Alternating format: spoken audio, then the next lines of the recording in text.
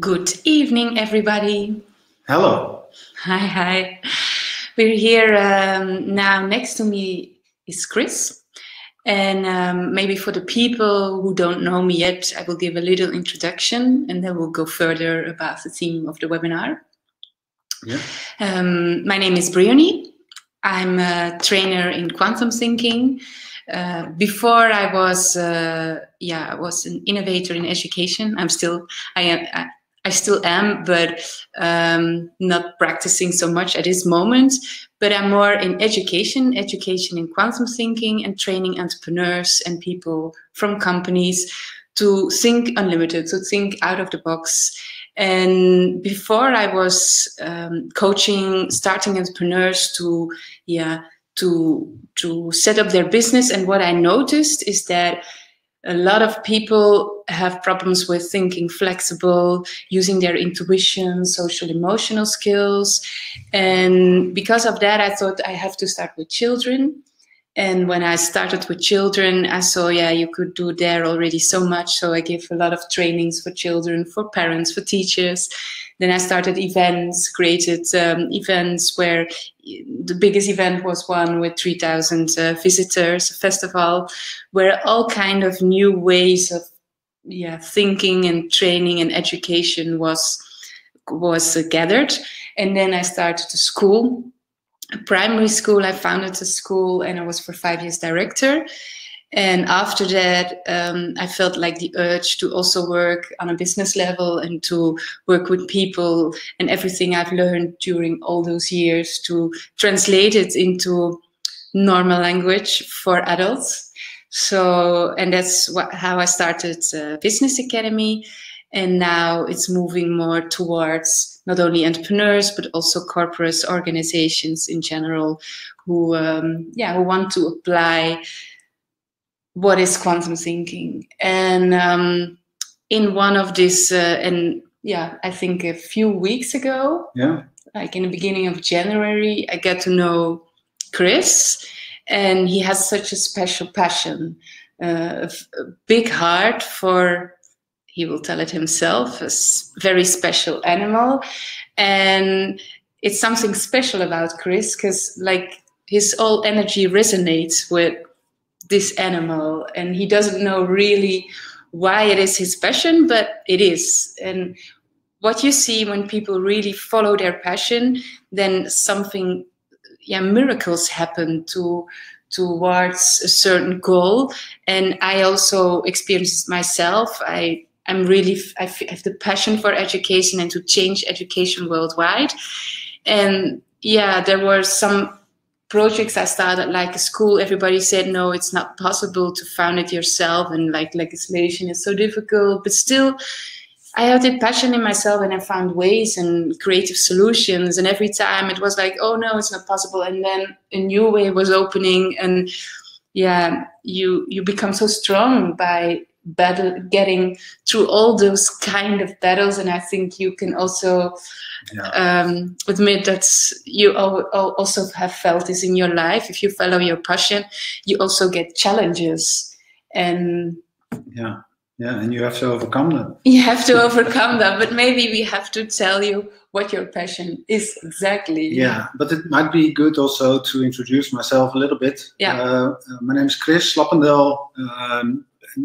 I'm also what Briony used to be. I'm helping entrepreneurs with their business. I have a very, very long history in all kinds of management jobs within insurance companies. I worked there for 20 years.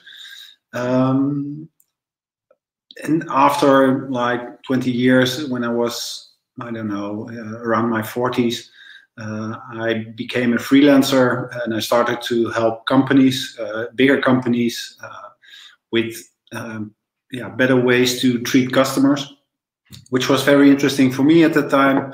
And the money was good.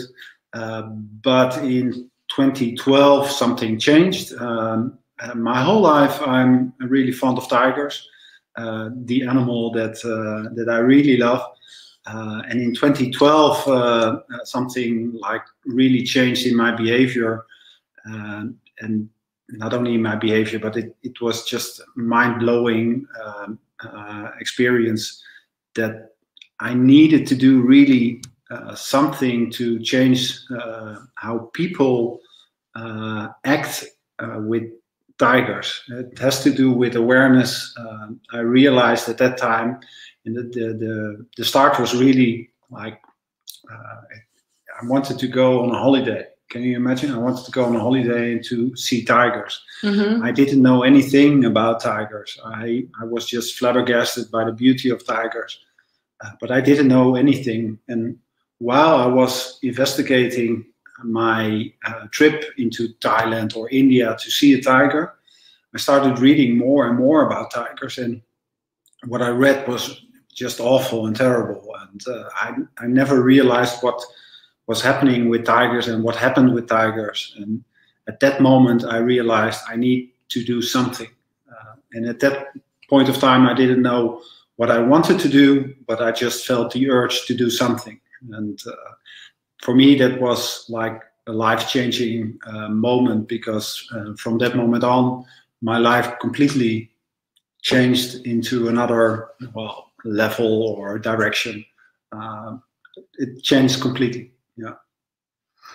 So tigers it is. Yeah, and you, like you said, 2012, but you also did a world tour. Was that same year? Well, in 2012, I realized I needed to do something. And then 2013 was the year that I really did something. In 2012, I said to myself, let's focus on this. I had a couple of assignments at that time, but I realized that if you want to do something, you need to focus. So I did. So I told myself, let's give it a year. So some people take a sabbatical. I just spent 1 year of my life helping tigers and raising awareness on tigers. And I decided that I wanted to do that in December 2012. I actually stood in front of a mirror, and I told myself, do you really want to do this? And well, the answer was yes. So I created a project which was called Tiger Trail, and it developed like the setup of the whole plan developed in time. But in the end, the plan was to raise awareness in the countries where tigers live, because what I read about tigers, a lot of people just here in the Netherlands where we live, not a lot of people know about tigers, but the same goes for people that live actually in the countries where tigers are. So I realized that if you want to educate people about what's happening, you need to be there as well. Internet at that time was not so sophisticated as it is now. So I realized I needed to go to those countries to educate people about tigers. So, and that happened in 2013 in May. In May, I embarked on a journey. In the end, I visited 24 countries where tigers used to live or where they still live. And my trip was, it was not a very fancy trip. Some people would say, well, 24 countries and that's a beautiful holiday. But the contrary is true. I visited countries like Afghanistan, Iran, China, Russia, countries where you would not really want to go on a holiday. But I needed to go there because a little bit of the history or a little bit of the current situation is also in those countries. So I needed to be there as well. And maybe we can show the PDF. Yeah, well, the reason why I wanted to do it is I wanted to tell the world about the people about what's happening to tigers. And I can tell you there's a lot going on with tigers, and most people just don't have a clue about what's going on. And my intention was to create like a unique how to say it, a unique way of creating a position that the media would come to me instead of the other way around. So what I created was that I would be the first guy that would ever visit all the countries where tigers once lived or still lived. And that single thing was so attractive for a lot of media that they really wanted to talk with me. And what you see now is a couple of newspaper or magazine articles. This is another one. Can we get back? Yeah. Because this is exactly what it is about. It was my tiger trail.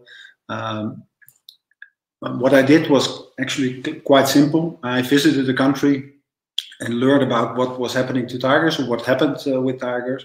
So I spoke with a lot of people in nature or tiger conservation. And I spoke more than 300 people in that period.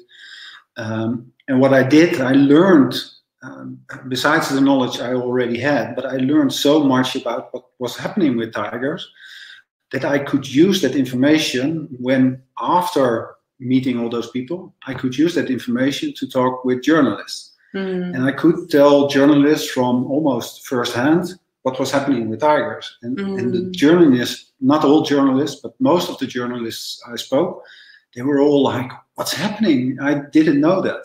And me, and maybe was, you can tell some things about, because often we are like, as like there's this part in the human being who wants to be successful, wants to earn money, wants to prove himself to the outer world that you but there are also some how you say that the other side of the coin is also very important, to really dive deep into what really matters. What happens when you go towards a goal, and it doesn't matter what is happening to the people around you. You just want to reach a goal, and as being successful and having a lot of money and whatever it takes. And that's a little bit the tiger thing, that it doesn't matter. Maybe you can explain. Well, up until that moment, before I decided to do the thing I did with tigers at that time, I was just like a corporate guy that made a lot of money, drove in a nice car with a beautiful house. But I never felt really comfortable in what I was doing. And when I got like engaged with tigers and tiger awareness, and I especially say not conservation, because what conservation is something completely different, but it was really about raising awareness. I felt an energy I never felt before. It was like at that time, it was the first time that I really got into this source of energy, and for me that was like stunning, because I stood, my alarm went off at 6, and I woke up, and at 12 o'clock I went to bed and still was working on tigers. So, and I never, until the end of the journey, I never felt tired, just never. So much energy, and that was, for me, it was like amazing. I always say to people that my life started only in 2013, because what I did before was just minor if you compare it from the moment I started with tigers. It was really life-changing. And can you explain in a little bit because you were explaining it before when we're talking, how much people can gain with the tiger industry? Yeah, well, the tiger industry is, for a lot of people, completely unknown. There's a lot of things going on with tigers. Tigers used to live in 30 countries, and now they only live in 10. So in the last 100 years, 20 countries have lost tigers. So that's one important thing. The number of tigers in 1900, so a little bit more than 120 years ago, was around 100,000, and there are now only 4,600. So there's also a big decrease in tiger numbers. They lost 93% of their habitat. And the main causes for that is, as I can see it, is the growth of the human population.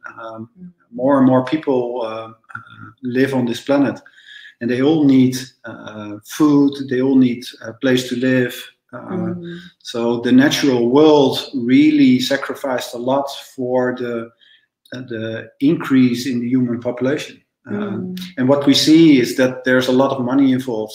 Think about industries like the palm oil industry is $1 billion industry. The mining industry is $1 billion industry, which are two important causes for losing habitat. But what a lot of people don't know is that the tiger itself in China is very valuable, and the Chinese mafia really makes a lot of money on tigers. That industry itself, only tigers, and selling body parts or ingredients or lotions or pills or whatever, that industry is also $1 billion industry. So there's a lot of money involved, and that's the hardest part. If you want to save tigers, you talked about overcoming challenges, and if you want to overcome challenges with saving tigers, you need to be aware that your opponents are powerful. And what you also told was that tigers, like the value of one tiger, if they sell one tiger, it's like $500,000. Between $400,000 and $500,000 US dollars. And what they do, they use every single bit of the tiger to sell. They use like the eyes, and they make lotions for it. They use the tail and make like an artifact of it. They use the meat to sell in certain very exclusive restaurants. They use the skin for clothing or for furbishing furniture. They use everything of a tiger, and they do it very smart. And the Chinese mafia is really smart in exploiting the tiger. Yeah, and of course, if we look around in our own society, we do it the whole time with a lot of animals. Of course, it's a basic human. Why don't you do a whole project for cows, or for horses, or for I really can't tell. And that's a nice thing also about having a passion. Mostly you have this passion, I have this for education, but you can't really tell why it stays and why it pushes you and and if you do it, like you said, you're not tired because you have so much energy. It's like you are like this like a never-ending well of energy. And now we see so many people who have burnout symptoms, and people who have don't know what they want to do in life. So do you have, like, for you it came a little bit naturally? Do you have like how for you would people get closer to who they really are? Well, for me, it's important that people realize who they really are and what matters to them the most. And not some superficial thing as their car or whatever, but what really matters to them. And it could be an animal, it could be nature, it could be human being. People are, a lot of people love people. And for me, it's like I love animals more than people. I have to be careful with that because I also love people. But everybody has to search within themselves what they love the most. And if you can find something that is really near to what you love the most, that will create the best energy you will ever have. And a lot of people end up in a burnout situation because they do the things they don't like. They work with colleagues they don't like. They work in companies they don't like. They work in certain situations where they do things for customers which they don't like. So if you want to feel this infinite pool of energy, and I have the same experience, then it's so important to make contact with your essence, with who you really are. And that's what we're doing also. We have an event the 14th of March, a Quantum Shift event, and it's all about getting again like reconnecting with who you really are, with your passion, and then like stretching your mind so much that you see the possibilities. For you, it was a natural flow. You got into this passion, and then a lot of people were opportunities were arising. Yeah, and a lot of people, like when I was went forward because you did this 1 year travel for it. Yeah, when I was working with insurance companies, I never asked people for help, for instance.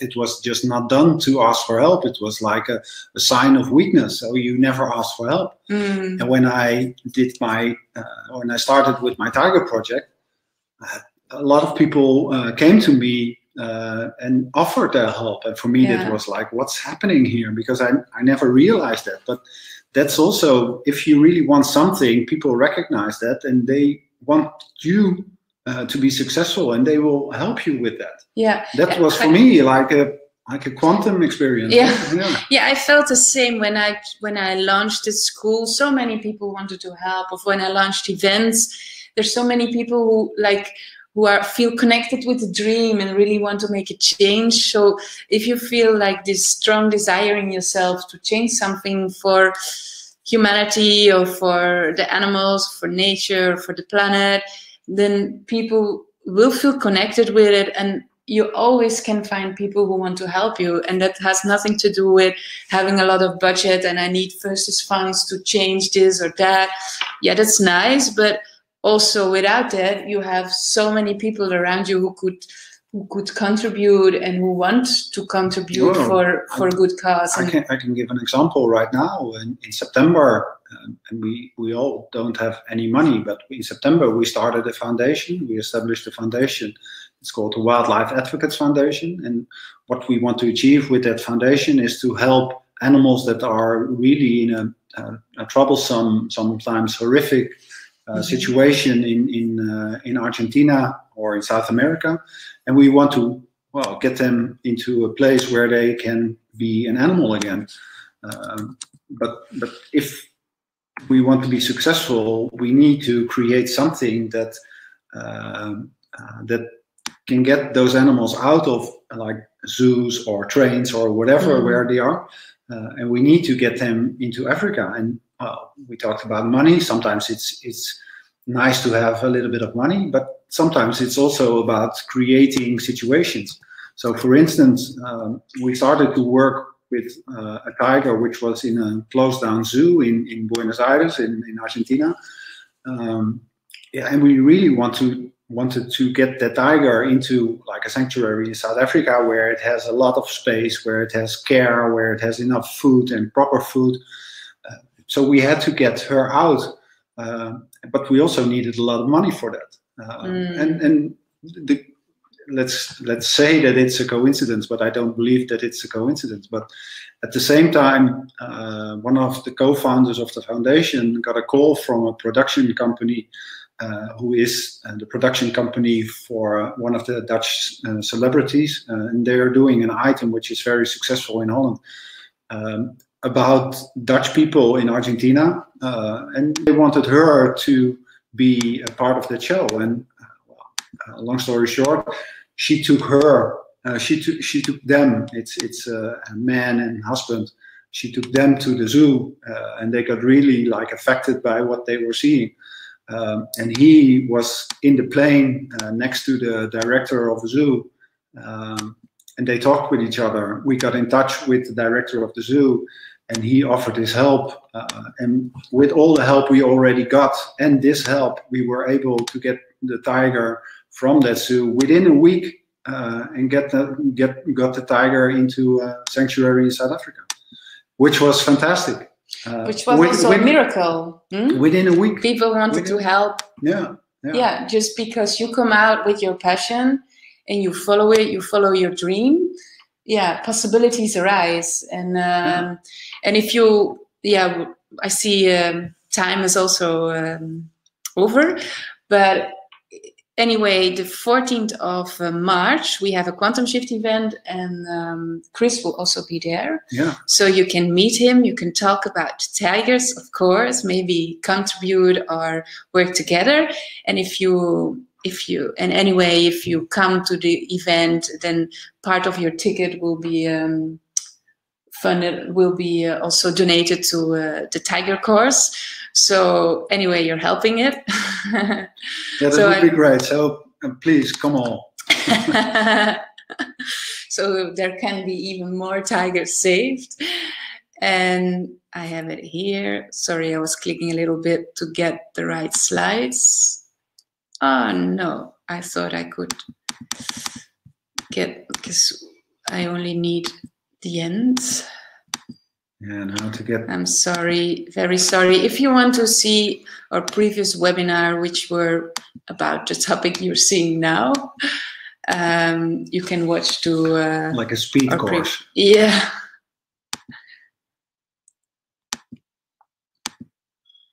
But we get to the end of it. Yes, yes, yes, yes.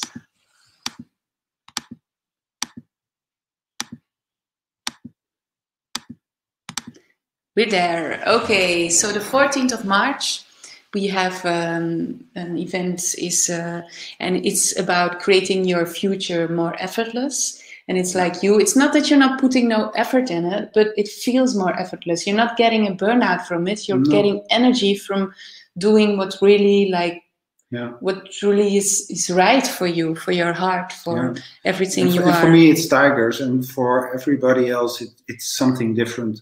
But it's very interesting to get to this event, because it will really help you. Yeah, and whatever future plan you have or you don't have it, we'll work on it emerging, letting it emerge, or you will get, get inspired by the people around you who really are also already applying quantum thinking a lot in their job or in their business. And anyway, this really helps you with stretching your mind, seeing the possibilities, and boosting your intuition. At the evening, we have a special business evening, how to apply quantum thinking to business. And during the day, we have this whole journey where you will learn the principles of it. And who will be during the event? The trainees will be, the trainers will, I will give training about quantum training, of course. We have Vincent Hooplet, who is a strategic consultant for a lot of worldwide multinational companies at board level.